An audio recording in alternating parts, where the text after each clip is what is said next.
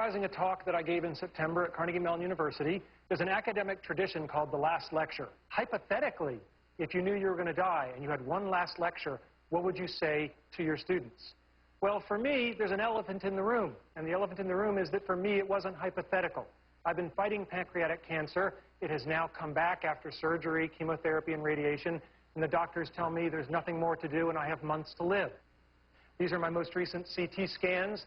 The pancreatic cancer has spread to my liver. There are approximately a dozen tumors. I don't like this. I have 3 little kids. Let's be clear. This stinks. But I can't do anything about the fact that I'm going to die. I'm pursuing medical treatments, but I pretty much know how this movie's going to end. And I can't control the cards I'm dealt, just how I play the hands. Now, if I'm not morose enough for you, I'm sorry to disappoint, but I don't choose to be an object of pity. And in fact, although I'm going to die soon, I'm actually physically very strong. In fact, I'm probably physically stronger than most of the people in this audience. Yeah.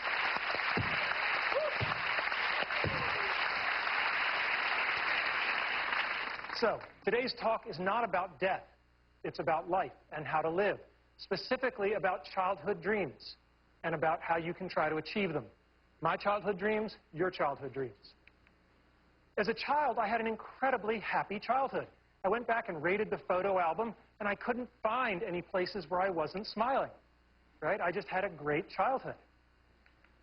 And I was dreaming, always dreaming. It was an easy time to dream. When you turn on your television set and men are landing on the moon, anything is possible. And we should never lose that spirit. So what were my childhood dreams? Being in the National Football League. This is one of the childhood dreams I didn't achieve. Right? And it's very important to know that if you don't achieve your dreams, you can still get a lot by trying for it. There's an expression I love, experience is what you get when you don't get what you wanted. Now, I played Little League football for a long time, and I had a phenomenal coach, Coach Jim Graham, and he was old school. When I was at a practice, he rode me all practice. You know, you're doing it wrong, go back, do it again. You're sloughing off, you owe me push-ups. Just for 2 hours, it was relentless. And after practice, one of the assistant coaches came up to me and he said, yeah, Coach Graham rode you pretty hard. And I said, yeah. And he said, that's a good thing, because it means he cares. When you're doing a bad job and nobody points it out to you, that's when they've given up on you. And that's something that's really stuck with me, is when somebody is going to ride you for 2 hours, they're doing that because they care to make you better. So, next dream, Walt Disney Imagineering. When I was 8, my family took the pilgrimage to Disneyland in California.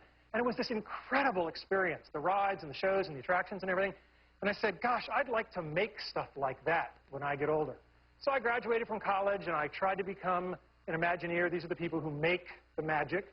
And I got a lovely rejection letter. And then I tried again after graduate school, and I've kept all of these rejection letters over the years. They're very inspirational. But then the darndest thing happened. You know, I worked hard, and I became a junior faculty member, and I specialized in doing certain kinds of research. That's me. And I developed a skill that was valuable to Disney, and I got a chance to go there, and I was part of an Imagineering team, and we worked on something called Aladdin's Magic Carpet Ride, and it was incredibly cool. However, it took me over 15 years to do it, and lots of tries, and what I learned from that is that the brick walls that are in our way are there for a reason. They are not there to keep us out.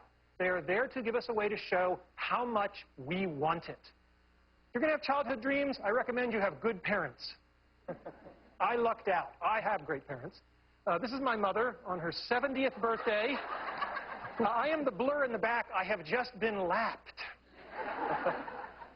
This is my father on his 80th birthday. There is this notion of have fun all the time. Have a sense of fun and wonder. That should never go away. All right? My dad, what an incredible guy. He fought in World War II. He was clearly part of the greatest generation. Sadly, my dad passed away a little over a year ago. And when my mother was going through his things, that was when she discovered that in World War II, he was awarded the Bronze Star for Valor.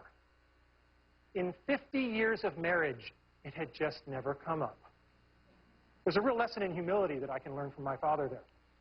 Now, my mother. Mothers are people who love you even when you pull their hair.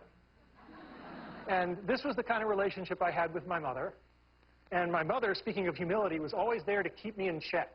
When I was going through graduate school and I was taking really hard examinations, I was home pretty much complaining and whining about how hard these PhD tests were. And she just patted my arm and she said, "We know how you feel. Just remember that when your father was your age, he was fighting the Germans in World War II." And then the day came when I got my PhD, and I was so proud, and my mother introduced me to everyone as, "This is my son. He's a doctor, but not the kind that helps people." Probably the most wonderful thing my parents did was they let me paint my bedroom. I said one day, "I want to paint stuff on the walls." And they said, "Okay." So I had a rocket ship, and we lived in a ranch, so I wanted an elevator. I wasn't sure where it would go. And yeah, you can tell the nerds early, so that's the quadratic equation. But the great thing is that they let me do it. And they felt that letting me express my creativity was more important than the pristine nature of the walls. And I was really blessed to have parents who saw it that way. My parents taught me about the importance of people versus things. So when I got older and I bought my first car, and I was so excited, I had this shiny new convertible. This is my niece and nephew, Christopher and Laura. And every month I'd take them for a weekend, so my sister and her husband would get a little break, and we'd go off on adventures. And I'd just shown up with my new car, and my sister's explaining to Chris and Laura, "That's Uncle Randy's new car. You can't get it dirty, da-da-da-da-da." And they're just cracking up laughing, because over her shoulder, I'm casually opening a can of soda and just emptying it on the back seat.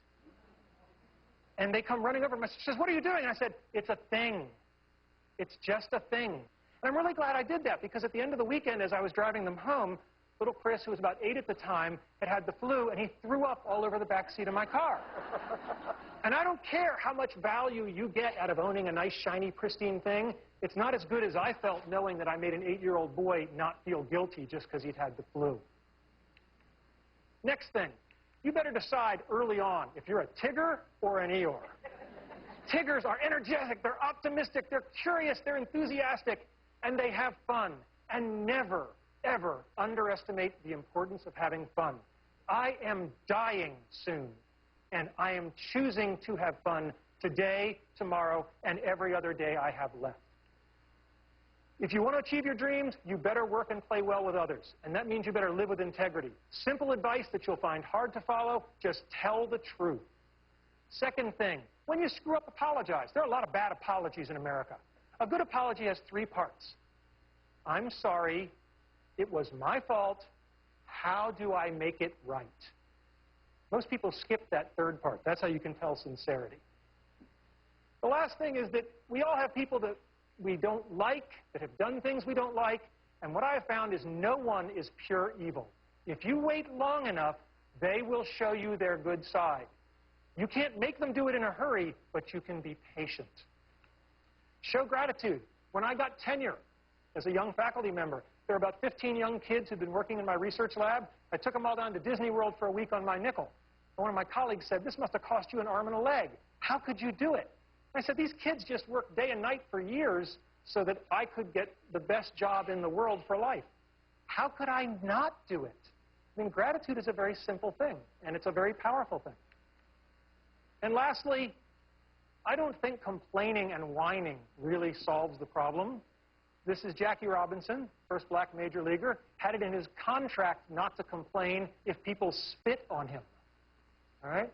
Now, I don't care if you're Jackie Robinson or if you're a guy like me who's only got a couple of months to live. You can choose to take your finite time and energy and effort, and you can spend it complaining, or you can spend it playing the game hard, which is probably going to be more helpful to you in the long run. Now, I told you this was part of the lecture series at Carnegie Mellon University, and it's important for you to know why I gave the talk. Okay? The talk isn't just about how to achieve your childhood dreams. It's much broader than that. It's about how to live your life. Because if you lead your life the right way, the karma will take care of itself. The dreams will come to you. If you live properly, the dreams will come to you. I think it's great that so many people have benefited from this lecture, but the truth of the matter is that I didn't even really give it to the 400 people at Carnegie Mellon who came. I only wrote this lecture for 3 people. And when they're older, they'll watch it. Thank you.